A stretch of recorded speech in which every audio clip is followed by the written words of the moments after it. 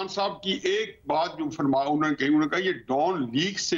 में फैसला हो गया था कि नवाज शरीफ को हमने पे कांटा लगाना है। जैसे इमरान खान साहब के बारे में हम सारे बात करते हैं कि उस पे कांटा लगना है। अब डॉन लीग के हवाले से मैं आमिर खान साहब से सिर्फ एक बात उसमें ऐड करूंगा, मैं उनको कॉल करके भी फोन करके बताऊंगा कि 2014 में जब सियासत नहीं रियासत बचाओ तैरूक कादरी और इमरान खान साहब कंट्री में बैठ के 14 अगस्त को लाहौर से शुरू होकर इस्लामाबाद पहुंचे थे, तो उस वक्त तो ना पैनामा थी और पाकिस्तान पे या रियासत में कौन सी उफ्ताद आन पड़ी थी कि जो सियासत को और तहकीक करके रियासत बचाई जा रही थी। देखिए जी, मुझे उसमें तो मेरे अपने राय है कि जी उसकी दो वजूहात थी जो 2014 का धरना है, और वहीं से ये वजूहात आगे भी वही उन्हीं ग्राउंड्स के ऊपर ये नवाज शरीफ के साथ ये जो मामला हुआ जो इसका एक दूसरे के साथ जो तबाजमाई की,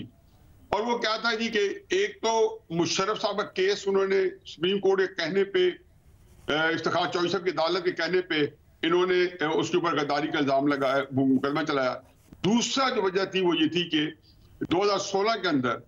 जूं एक्सटेंशन का टाइम है, 29 नवंबर की तारीख आई, तो हमारे जो राहिल शीख साहब थे जिनके बारे में कहा जाता है कि सोहेल साहब ज्यादा अच्छी रोशनी डालेंगे कि वो फील्ड मार्शल बनना चाहते थे तो एक्सटेंशन भी चाहते थे। अब ये एक्सटेंशन वायद है जिसकी वजह से 2019 में भी जब बाजा साहब की एक्सटेंशन आई तो नवाज शरीफ साहब के बारे में तय किया गया कि एक वजह ये थी कि इनको इस चीज से बाहर होना चाहिए।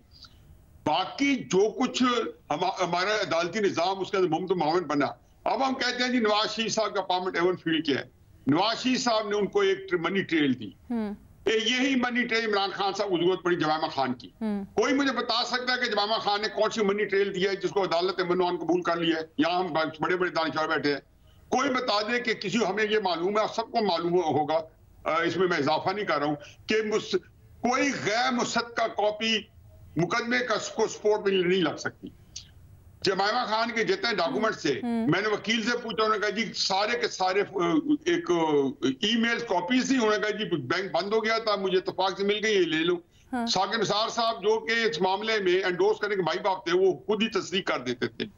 अब दूसरी तरफ मैं नवाज शरीफ साहब के बारे में जब उन्होंने कहा जी कतरी खत है, कोई गया उसी तहकीक में वजह क्या बनी थी, वो वजह नजा क्या बनी थी, उन्होंने कहा कतरी खत कतरी शहजादे कंट्री नहीं करते, वो पाकिस्तान आए सुप्रीम कोर्ट में खड़ा होकर टहरे में हम तो जरा करें और वो सारे कागजात लेके उसने कहा जी मैं मौजूद, उनको पता था कि उसके जूते चाटते रहे इमरान खान साहब भी आज भी उनके जूते चाटे जा रहे उसी बंदे के जैसे खत हमारे पास। ठीक है, नहीं मैं मुझे तो पता नहीं कि सारे हम ड्राइविंग नहीं करते रहे, क्या क्या नहीं करते रहे, हमें कुछ थोड़ा सा कैंडिडेट होना पड़ता है।